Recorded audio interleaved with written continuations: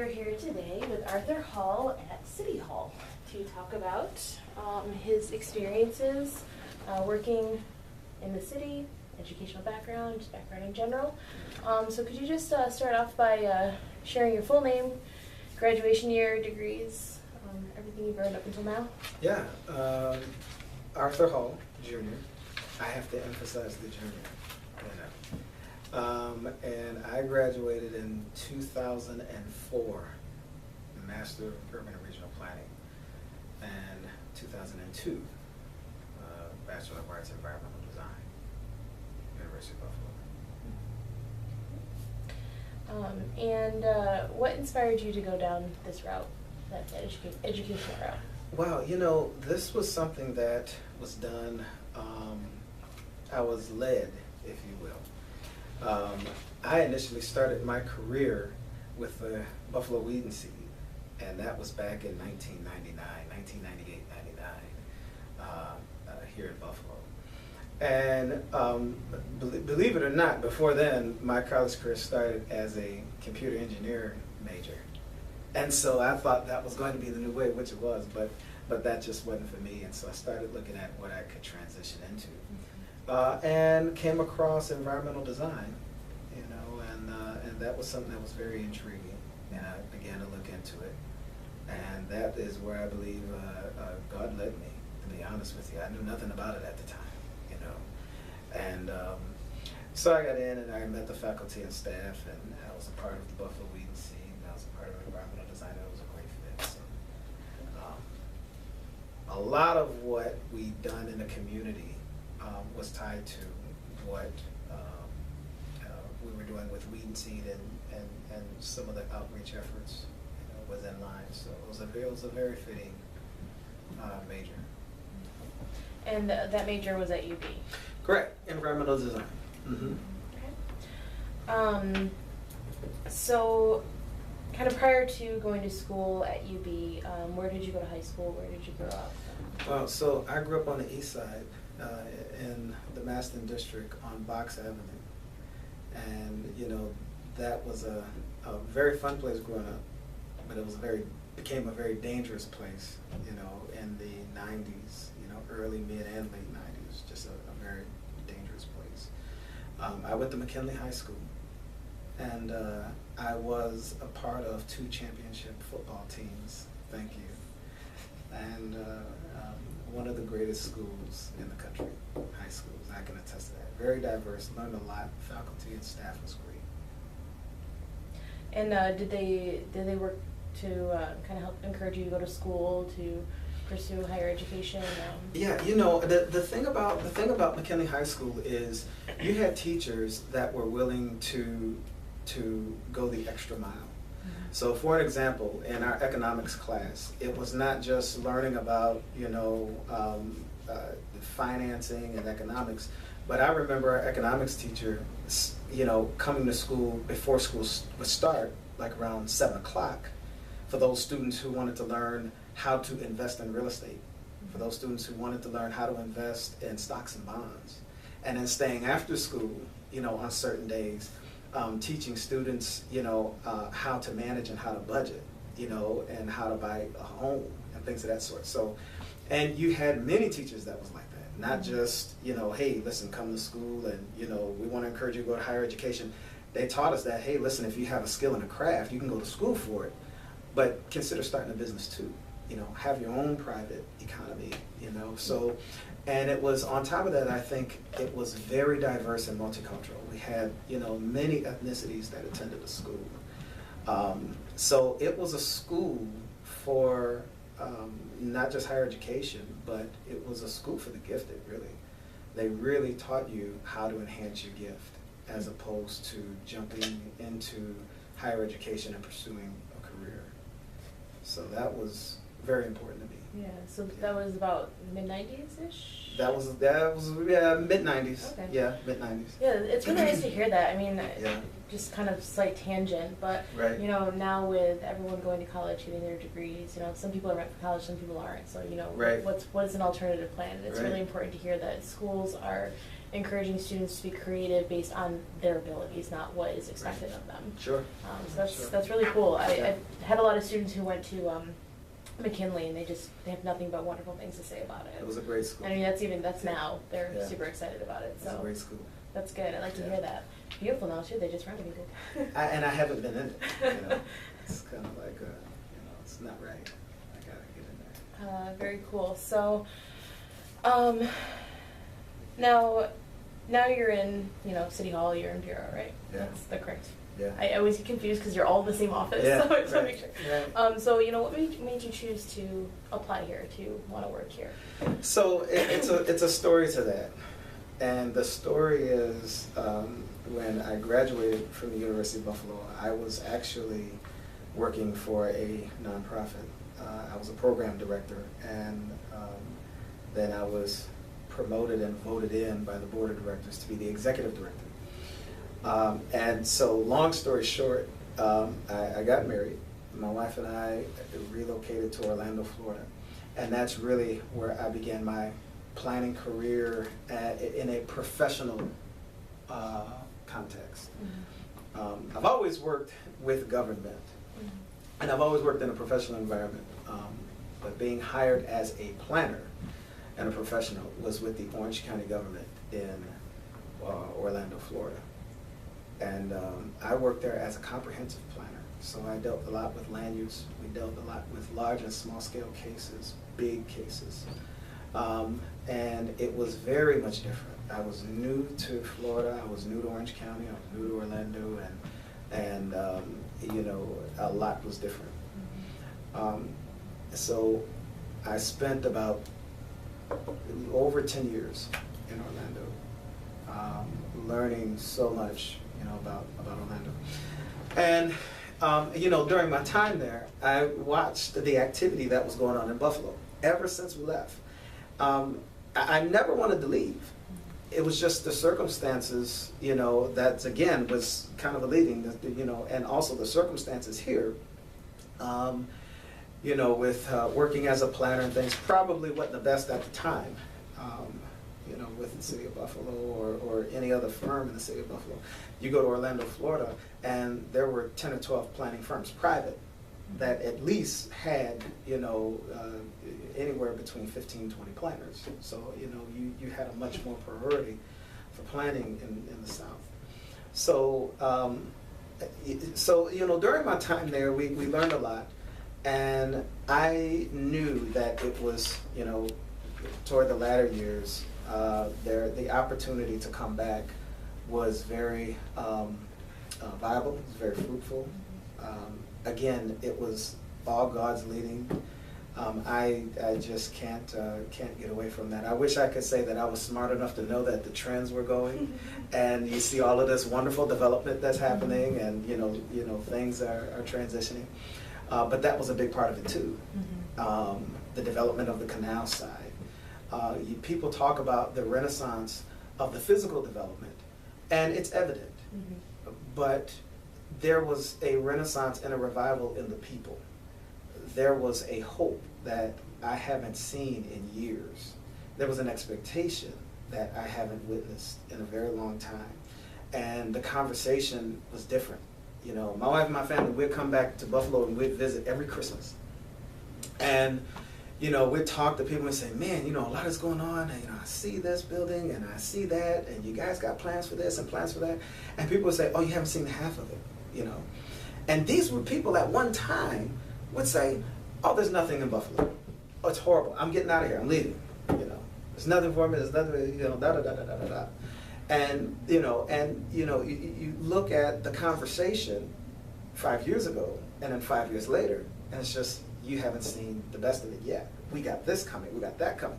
So there's like this new expectation, that people have caught on to and recognized. And so the opportunity came, and there was an opening, And, you know, I had applied, and just so happened that there was an opening that my wife qualified for, you know, and so that kind of worked out.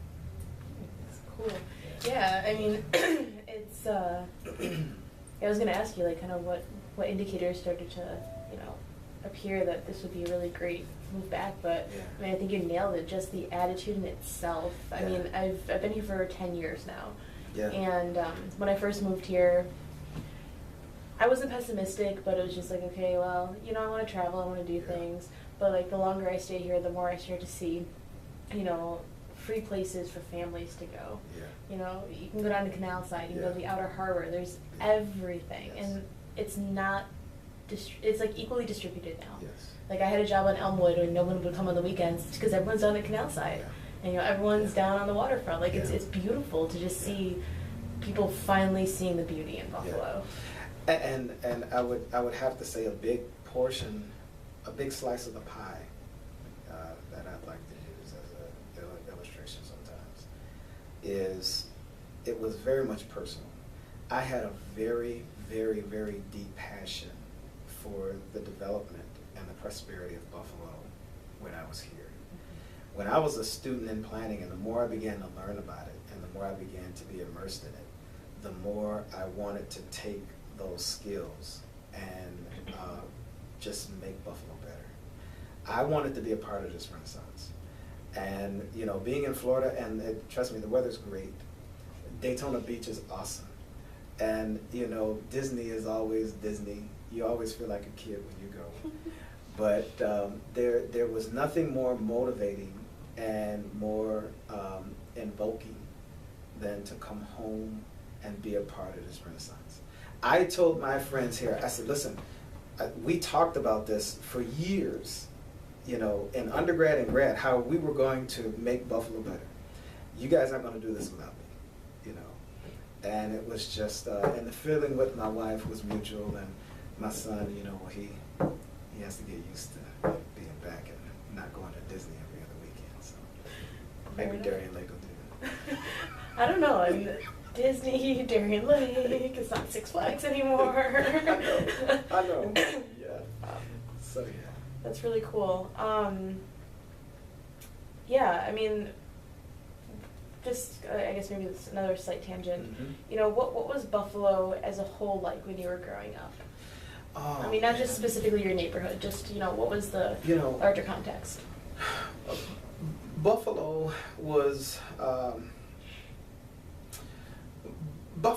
always a city of good neighbors. It was a segregated city of good neighbors. The east side where I grew up on, we were good neighbors on the east side. We didn't know much about those neighbors in South Buffalo, and it was relatively different. So it was a place where you could grow. It was a place where you could learn. It was a community. I remember, and I grew up and I'm pretty sure it was different everywhere, but I grew up in an era where, you know, it was the village that raised the child, you know. And I think that it was something that we were exposed to growing up that, you know, had an impact on, you know, the rest of our lives as far as how we governed ourselves, how we lived. We experienced, getting back to the segregation, we experienced kind of a cultural diversity in our school. You go to school and, you know, you see friends and, oh, that's my friend Eric, you know. But, you know, and Eric and I, we'd get along, me, Eric, Josh, you know, we'd get along. And, you know, it wasn't until after a while where it's just like, hey, man, we should get together sometime. Where do you live? Well, I live on Box Street. Where's that? This is over on the east side. Oh, wow. You know, we never told to go over there. You know, it's like, where do you live? I live in Lovejoy. Oh, my goodness, I can't go over there. You know, I live in South Buffalo. Oh, my goodness, you know. But school entities, in institutions like schools, church, community centers, these were places where we were able to get together. And these were the places where it didn't matter where you were from, you know. We're playing basketball, we're boxing. You know, they had a boxing at the PAL in East Utica, you know, and it'd be kids from all over there. You know, at the JFK Community Center, I played football for the JFK Invaders growing up over in downtown, Hickory and Clinton, and kids from all over. So, you know, it was, you had the issue of segregation, but there were parts where you had the opportunity to converse and talk to and engage with those from another area that, you know, you were kind of told to stay away from. And we built great relationships, you know. So growing up, it was a lot like that. I was kind of, you know, tucked away in at the east side, you know. It's just like, that's, you know, you kind of stay here. And we'd ride our bikes, we'd go bike riding, we went bike riding, we'd go all the way to Delaware Park, we'd go up to Hurdle, and, you know, we'd go around in those places. But that was a little bit about, you know, growing up. It was a lot of fun. Well, you know, now that you're kind of in a position where you can influence what's going on in the city, do any of those experiences you had as a child, you know, kind of like living in, you know, segregation, influence how you approach what you're doing now? Maybe you kind of refute that a little bit. Yeah, and I think the approach is one approach is there's a way that we have to teach our younger generation. We all grew up with a worldview, you know, whether it's, you know, what our parents teach us, where we go to school, the neighborhood we grew up, the people we hang around. There are many different things that shape our worldview, and I think creating places, because that's where the boundary of these, you know, the mindset of all of the segregation, you know, this is west side, north side, east side, south side. It was places where we were able to come together and engage and interact. So as a planner, my whole idea of impacting the community, the city, the region, Western New York, is really creating healthy, sustainable, vibrant places. Places where people can come together and do just what we did. There's no culture shock. There's no boundary to say this is where you stay, this is where we stay. And Buffalo has become that. There has been slowly but surely some diversity over time. You know, I know I've been away for 10 years and, you know, come back, and there's been some changes. I've noticed some changes, tremendous changes. You know, and many of the festivals and activities and things that you have now, which is a lot more than we had back then. And, you know, you're starting to see this diversity, you know, this agglomeration of people that just gather. And what do they gather for? They gather in a place. You know, there's entertainment, there's food, there's fun, there's bounce houses for kids, you know, there's, you know, it's a place. And so as a planner, I think that creating places that really begin to help people shape a worldview, you know, of equity, and a worldview of fairness, liberty, and all of the other things that we enjoy in a community. So, yeah. Very cool. It is 11. Do you want to grab your ID? No, let's keep going. As a Okay. matter of fact, I think it's 11:15. Oh. Yeah. Okay. How much more time do we have? I just checked before we. Okay. It's up to you. I mean, I can really quickly jump into just experience at UB, and then I think we can be done. Okay. Yeah, because I mean, you answered a lot of the questions just in what you just said. Oh, so cool. yeah, Okay. that makes it so much easier. There I we love go. when that happens. So let's just talk a little bit about your experience at UB. So you were there as an undergrad and graduate student. Yeah. Wow. Okay? Did you had another question or? Oh no, I mean, basically, you did answer all my questions about your work. Oh wait, no, you know what I did want to ask you? What are you working on right now? Like, what are you Wow. working on in the community? So there are several things. So I've only been back 6 months. Mhm. You know, and it seems a little longer than that. But so I've been assigned to several really pressing projects. One, I think the first, was the Michigan Street, 509 Michigan Avenue, which was a structure that's located just adjacent to the Michigan Street Baptist Church. And there are some DASNY funds, Dormitory Authority for the State of New York funds that can be used to rehab that particular structure. So there was a lot of things that was tied up. I don't want to go through all of